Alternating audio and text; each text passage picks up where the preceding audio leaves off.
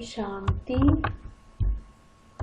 17 सितंबर 2020 की बाप दादा की साकार मुरली के सार में बाबा ने कहा, मीठे बच्चे, तुम्हें इस पुरुषोत्तम संगम युग पर ही उत्तम से उत्तम पुरुष बनना है। सबसे उत्तम पुरुष है या लक्ष्मी नारायण। प्रश्न है आज का, तुम बच्चे बाप के साथ साथ कौन सा एक गुप्त कार्य कर रहे हो? उत्तर में, आदि सनातन देवी देवता धर्म और देवी राजधानी की स्थापना। तुम बाप के साथ गुप्त रूप से यह कार्य कर रहे हो। बाप बागवान है जो आकर कांटों के जंगल को फूलों का बगीचा बना रहे हैं। उस बगीचे में कोई भी खौफनाक दुख देने वाली चीजें होती नहीं। गीत है आज का, आखिर वह दिन आया आज। अब मुरली विस्तार से। ओम शांति। रूहानी बाप बैठ रूहानी बच्चों को समझाते हैं। समझाएंगे तो जरूर शरीर द्वारा। आत्मा शरीर बगैर कोई भी कार्य कर नहीं सकती। रूहानी बाप को भी एक ही बार पुरुषोत्तम संगम युग पर शरीर लेना पड़ता है। यह संगम युग भी है, इनको पुरुषोत्तम युग भी कहेंगे, क्योंकि इस संगम युग के बाद फिर सतयुग आता है। सतयुग को भी पुरुषोत्तम युग कहेंगे। बाप आकर स्थापना भी पुरुषोत्तम युग की करते हैं। संगम युग पर आते हैं तो जरूर वह भी पुरुषोत्तम युग होगा। यहाँ ही बच्चों को पुरुषोत्तम बनाते हैं। फिर तुम पुरुषोत्तम नई दुनिया में रहते हो। पुरुषोत्तम अर्थात उत्तम से उत्तम पुरुष या राधे कृष्ण अथवा लक्ष्मी नारायण है। यह ज्ञान भी तुमको है और धर्म वाले भी मानेंगे बरोबर। या हेवन के मालिक हैं। भारत की बड़ी भारी महिमा है, परंतु भारतवासी खुद नहीं जानते। कहते भी हैं न फलाना स्वर्गवासी हुआ, परंतु स्वर्ग क्या चीज है यह समझते नहीं। आपे ही सिद्ध करते हैं स्वर्ग गया, इसका मतलब नरक में था। हेवन तो जब बाप स्थापन करें वह तो नई दुनिया को ही कहा जाता है। दो चीजें हैं ना, स्वर्ग और नरक। मनुष्य तो स्वर्ग को लाखों वर्ष कह देते हैं। तुम बच्चे समझते हो कल स्वर्ग था, इन्हों की रजाई थी, फिर बाप से वर्षा ले रहे हैं। बाप कहते हैं, मीठे लाडले बच्चे, तुम्हारी आत्मा पतित है, इसलिए हेल में ही है। कहते भी हैं अभी कलयुग के 40,000 वर्ष बाकी हैं, तो जरूर कलयुग वासी कहेंगे ना। पुरानी दुनिया तो है ना। मनुष्य बेचारे घोर अंधियारे में रहते हैं। पिछाड़ी में जब आग लगेगी तो यह सब खत्म हो जाएंगे। तुम्हारी प्रीत बुद्धि में है, नंबरवार पुरुषार्थ अनुसार। जितना प्रीत बुद्धि होगी उतना ऊंच पद पाएंगे। सवेरे उठकर बहुत प्यार से बाप को याद करना है। भल प्रेम के आंसू भी आए, क्योंकि बहुत समय के बाद बाप आकर मिले हैं। बाबा आप आकर हमको दुख से छुड़ाते हो। हम विषय सागर में गोते खाते कितना दुखी होते आए हैं। अभी यह है रौरव नर्क। अभी तुमको बाबा ने सारे चक्र का राज समझाया है। मूल वतन क्या है वह भी आकर बताया है। पहले तुम नहीं जानते थे। इसको कहते ही हैं कांटों का जंगल। स्वर्ग को कहा जाता है गार्डन ऑफ अल्लाह, फूलों का बगीचा। बाप को बागवान भी कहते हैं ना। तुमको फूल से फिर कांटा कौन बनाते हैं? रावण। तुम बच्चे समझते हो भारत फूलों का बगीचा था, अब जंगल है। जंगल में जानवर बिच्छू आदि रहते हैं। सतयुग में कोई खौफनाक जानवर आदि होते नहीं। शास्त्रों में तो बहुत बातें लिख दी हैं। कृष्ण को सर्प ने डसा या हुआ। कृष्ण को फिर द्वापर में ले गए हैं। बाप ने समझाया है भक्ति बिल्कुल अलग चीज है, ज्ञान सागर एक ही बाप है। ऐसे नहीं कि ब्रह्मा विष्णु शंकर ज्ञान के सागर हैं, नहीं, पतित पावन एक ही ज्ञान सागर को कहेंगे। ज्ञान से ही मनुष्य की सद्गति होती है। सद्गति के स्थान है दो, मुक्ति धाम और जीवन मुक्ति धाम। अभी तुम बच्चे जानते हो यह राजधानी स्थापन हो रही है, परंतु गुप्त। बाप ही आकर आदि सनातन देवी देवता धर्म की स्थापना करते हैं, तो सब अपने अपने मनुष्य चोले में आते हैं। बाप को अपना चोला तो है नहीं, इसलिए इनको निराकार गॉडफादर कहा जाता है। बाकी सब है साकारी। इनको कहा जाता है इनकॉर्पोरियल गॉडफादर, इनकॉर्पोरियल आत्माओं का। तुम आत्माएं भी वहां रहती हो, बाप भी वहां रहते हैं, परंतु है गुप्त। बाप ही आकर आदि सनातन देवी देवता धर्म की स्थापना करते हैं। मूल वतन में कोई दुख नहीं। बाप कहते हैं तुम्हारा कल्याण है ही एक बात में। बाप को याद करो मन मना भव, बस बाप का बच्चा बना। बच्चे को वर्षा अंडरस्टूड है। अल्फ को याद किया तो वर्षा जरूर है। सतयुगी नई दुनिया का, इस पतित दुनिया का विनाश भी जरूर होना ही है। अमरपुरी में जाना ही है। अमरनाथ तुम पार्वतियों को अमर कथा सुना रहे हैं। तीर्थों पर कितने मनुष्य जाते हैं, अमरनाथ पर कितने जाते हैं। वहां है कुछ भी नहीं, सब है ठगी। सच की रत्ती भी नहीं है। गाया भी जाता है झूठी काया झूठी माया, इसका भी अर्थ होना चाहिए। यहाँ है ही झूठ, या भी ज्ञान की बात है। ऐसे नहीं कि ग्लास को ग्लास कहना झूठ है। बाकी बाप के बारे में जो कुछ बोलते हैं वह झूठ बोलते हैं। सच बोलने वाला एक ही बाप है। अभी तुम जानते हो बाबा आकर सच्ची सच्ची सत्यनारायण की कथा सुनाते हैं।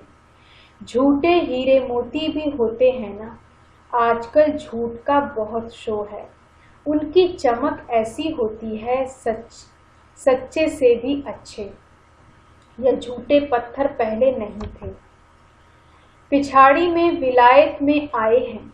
झूठे सच्चे साथ मिला देते हैं, पता नहीं पड़ता है। फिर ऐसी चीजें भी निकली जिससे परखते हैं। मोती भी ऐसे झूठे निकले जो जरा भी पता नहीं पड़ सकता। अभी तुम बच्चों को कोई संशय नहीं रहता। संशय वाले फिर आते ही नहीं। प्रदर्शनी में कितने ढेर आते हैं। बाप कहते हैं अब बड़े बड़े दुकान निकालो, यह एक ही तुम्हारा सच्चा दुकान है। तुम सच्ची दुकान खोलते हो। बड़े बड़े सन्यासियों के बड़े बड़े दुकान होते हैं, जहाँ बड़े बड़े मनुष्य जाते हैं। तुम भी बड़े बड़े सेंटर खोलो। भक्ति मार्ग की सामग्री बिल्कुल अलग है। ऐसे नहीं कहेंगे कि भक्ति शुरू से ही चली आई है, नहीं, ज्ञान से होती है। सद्गति अर्थात दिन। वहाँ संपूर्ण निर्विकारी विश्व के मालिक थे। मनुष्यों को यह भी पता नहीं कि यह लक्ष्मी नारायण विश्व के मालिक थे। सूर्यवंशी और चंद्रवंशी और कोई धर्म होता नहीं। बच्चों ने गीत भी सुना। तुम समझते हो आखिर वह दिन आया आज संगम का, जो हम आकर अपने बेहद के बाप से मिले। बेहद का वर्षा पाने के लिए पुरुषार्थ करते हैं। सतयुग में तो ऐसे नहीं कहेंगे आखिर वह दिन आया आज। वो लोग समझते हैं बहुत अनाज होगा या होगा। समझते हैं स्वर्ग की स्थापना हम करते हैं। समझते हैं स्टूडेंट का नया ब्लड है, या बहुत मदद करेंगे, इसलिए गवर्नमेंट बहुत मेहनत करती है उन्हों पर। और फिर पत्थर आदि भी वही मारते हैं। हंगामा मचाने से पहले पहले स्टूडेंट ही आगे रहते हैं। वह बड़े होशियार होते हैं। उनका न्यू ब्लड कहते हैं। अब न्यू ब्लड की तो बात नहीं, वह है ब्लड कनेक्शन। अभी तुम्हारा यह है रूहानी कनेक्शन। कहते हैं ना बाबा, हम आपका 2 मास का बच्चा हूँ। कई बच्चे रूहानी बर्थडे मनाते हैं। ईश्वरी बर्थडे ही मनाना चाहिए। वह जिस्मानी बर्थडे कैंसिल कर देना चाहिए। हम ब्राह्मणों को ही खिलाएंगे, मनाना तो यह चाहिए ना। वह है आसुरी जन्म या है ईश्वरी जन्म। रात दिन का फर्क है, परंतु जब निश्चय में बैठे, ऐसे नहीं ईश्वरी जन्म मनाकर फिर जाएं आसुरी जन्म में पड़े। ऐसा भी होता है, ईश्वरी जन्म मनाते मनाते फिर रफू चक्कर हो जाते हैं। आजकल तो मैरिज डे भी मनाते हैं। शादी को जैसे कि अच्छा शुभ कार्य समझते हैं। जहन्नुम में जाने का भी दिन मनाते हैं। वंडर है ना, बाप बैठ यह सब बातें समझाते हैं। अब तुमको तो ईश्वरी बर्थडे ब्राह्मणों के साथ ही मनाना है। हम शिव बाबा के बच्चे हैं।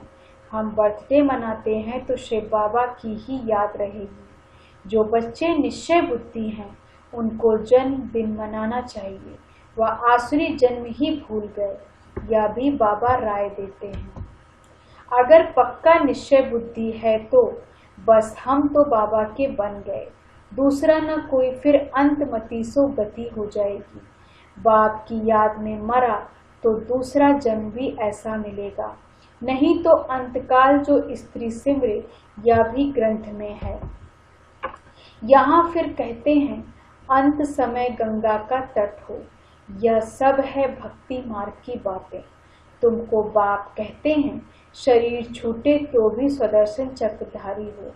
बुद्धि में बाप और चक्र याद हो, सो जरूर जब पुरुषार्थ करते रहेंगे तब तो अंतकाल याद आएगी। अपने को आत्मा समझो और बाप को याद करो, क्योंकि तुम बच्चों को अब वापस जाना है अशरीरी होकर।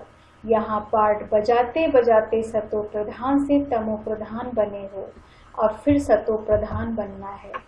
इस समय आत्मा ही इम्प्योर है तो शरीर प्योर फिर कैसे मिल सकेगा। बाबा ने बहुत मिसाल समझाए हैं, फिर भी जौहरी है ना। खाद जेवर में नहीं सोने में पड़ती है। 24 कैरेट से 22 कैरेट बनाना होगा तो चांदी डालेंगे। अभी तो सोना है नहीं, सबसे लेते रहते हैं। आजकल नोट भी देखो कैसे बनाते हैं, कागज भी नहीं है। बच्चे समझते हैं कल्प कल्प ऐसा होता आया है। पूरी जांच रखते हैं, लॉकर्स आदि खुलाते हैं, जैसे किसकी तलाशी आदि ली जाती है ना। गायन भी है, किनकी दबी रही धूल में आग भी जोर से लगती है। तुम बच्चे जानते हो यह सब होना है, इसलिए बैगेज तुम भविष्य के लिए तैयार कर रहे हो। और कोई को मालूम थोड़े ही है, तुमको ही वर्षा मिलता है 21 जन्म लिए। तुम्हारे ही पैसे से भारत को स्वर्ग बना रहे हैं, जिसमें फिर तुम ही निवास करेंगे। तुम बच्चे अपने ही पुरुषार्थ से आपे ही राज तिलक लेते हो। गरीब निवास बाबा स्वर्ग का मालिक बनाने आए हैं, लेकिन बनेंगे तो अपनी पढ़ाई से, कृपा या आशीर्वाद से नहीं। टीचर का तो पढ़ाना धर्म है, कृपा की बात नहीं। टीचर को गवर्नमेंट से पगार मिलती है, सो तो जरूर पढ़ाएंगे, इतना बड़ा इजाफा मिलता है। पद्मा पदमपति बनते हो, कृष्ण के पाँव में पद्म की निशानी देते हैं। तुम यहाँ आए हो भविष्य में पद्मपति बनने। तुम बहुत सुखी साहूकार अमर बनते हो, काल पर विजय पाते हो। इन बातों को मनुष्य समझ न सके, तुम्हारी आयु पूरी हो जाती है, अमर बन जाते हो। उन्होंने फिर पांडवों के चित्र लंबे चौड़े बना दिए हैं। समझते हैं पांडव इतने लंबे थे, अब पांडव तो तुम हो, कितना रात दिन का फर्क है। मनुष्य कोई जास्ती लंबा तो हो नहीं सकता, 6 फुट का भी होता है। भक्ति मार्ग में पहले पहले शिव बाबा की भक्ति होती है, वह तो बड़ा बनाएंगे नहीं। पहले शिव बाबा की अव्यभिचारी भक्ति चलती है, फिर देवताओं की मूर्तियां बनाते हैं, उनके फिर बड़े बड़े चित्र बनाते हैं, फिर पांडवों के बड़े बड़े चित्र बनाते हैं। यह सब पूजा के लिए चित्र बनाते हैं। लक्ष्मी की पूजा 12 मास में एक बार करते हैं। जगत अम्बा की पूजा रोज करते रहते हैं। यह भी बाबा ने समझाया है। तुम्हारी डबल पूजा होती है, मेरी तो सिर्फ आत्मा यानी लिंग की ही होती है। तुम्हारी शालिग्राम के रूप में भी पूजा होती है और फिर देवताओं के रूप में भी पूजा होती है।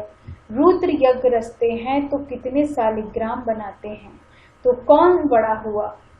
तब बाबा बच्चों को नमस्ते करते हैं, कितना ऊंच पद प्राप्त कराते हैं। बाबा कितनी गूढ़ बातें सुनाते हैं, तो बच्चों को कितनी खुशी होनी चाहिए। हमको भगवान पढ़ाते हैं, भगवान भगवती बनाने के लिए कितना शुक्रिया मनाना चाहिए, मानना चाहिए। बाप की याद में रहने से स्वप्न भी अच्छे आएंगे, साक्षात्कार भी होगा। अच्छा, मीठे मीठे सिक्की लदे बच्चों प्रति माता पिता बाप दादा का याद प्यार और गुड मॉर्निंग। रूहानी बाप की रूहानी बच्चों को नमस्ते।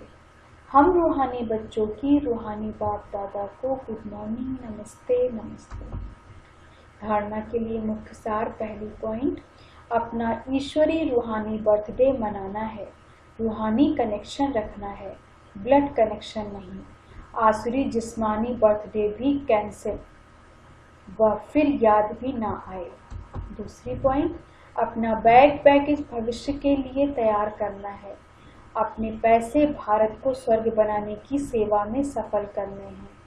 अपने पुरुषार्थ से अपने को रास तिलक देना है। वरदान है, स्मृति का स्विच ऑन कर सेकंड में अशरीरी स्थिति का अनुभव करने वाले प्रीत बुद्धि भव। स्मृति का स्विच ऑन कर सेकंड में अशरीरी स्थिति का अनुभव करने वाले प्रीत बुद्धि भव। विस्तार से, जहाँ प्रभु प्रीत है वहाँ अशरीरी बनना 1 सेकंड के खेल के समान है। जैसे स्विच ऑन करते ही अंधकार समाप्त हो जाता है, ऐसे प्रीत बुद्धि बन स्मृति का स्विच ऑन करो तो देह और देह की दुनिया की स्मृति का स्विच ऑफ हो जाएगा। यह सेकंड का खेल है। मुख से बाबा कहने से भी टाइम लगता है, लेकिन स्मृति में लाने में टाइम नहीं लगता। यह बाबा शब्द ही पुरानी दुनिया को भूलने का आत्मिक बॉम्ब है। स्लोगन, देवभान की मिट्टी के बोझ से परे रहो तो डबल लाइट फरिश्ता बन जाएंगे। देवभान की मिट्टी के बोझ से परे रहो तो डबल लाइट फरिश्ता बन जाएंगे। ओम शांति। धन्यवाद बाबा।